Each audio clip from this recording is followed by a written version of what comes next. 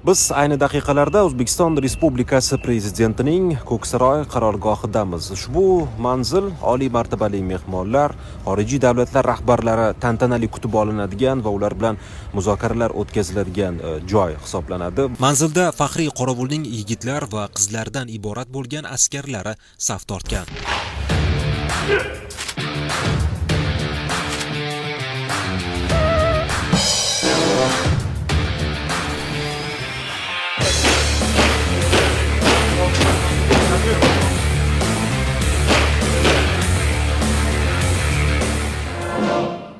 Askarlarning nafaqat libosi-yu bo'ybasti bir xil, balki ularning xatti-harakatlari, qadam bosishlari ham sinxron bo'lishi lozim.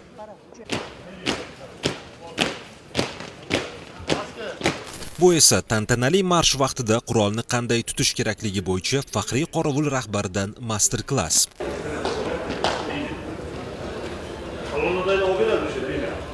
Birozdan so'ng ushbu baraband va boshqa cholg'u asboblari yordamida Belarus va O'zbekiston madhiyalari jonli tarzda ijro etiladi.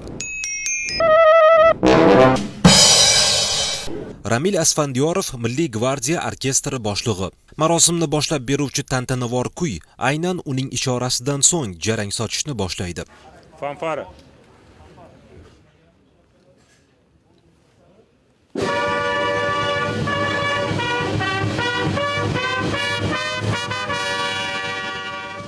U uzoq yillardan buyon bu sohada faoliyat olib boradi. Shu vaqtga qadar juda ko'plab davlatlar madhiyasini prezidentlar qarshisida jamoasi bilan birga ijro etgan. Ну, порядка 60-80, навскид можно сказать так.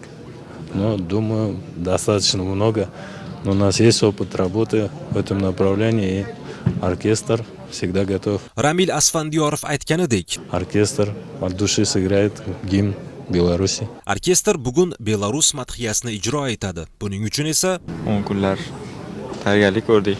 mening o'ng tarafimdan harbiy orkestr a'zolari, chap tarafimda esa faxriy qorovul askarlari saf tortishgan. Demak, harbiy orkestr a'zolarining soni 60 nafar, faxriy qorovul askarlari esa 100 dan ziyod. Ular biroz avval takroran o'z joylarida saf tortishdi. Demak, bilish mumkinki, tadbir boshlanishiga juda oz fursatlar qoldi.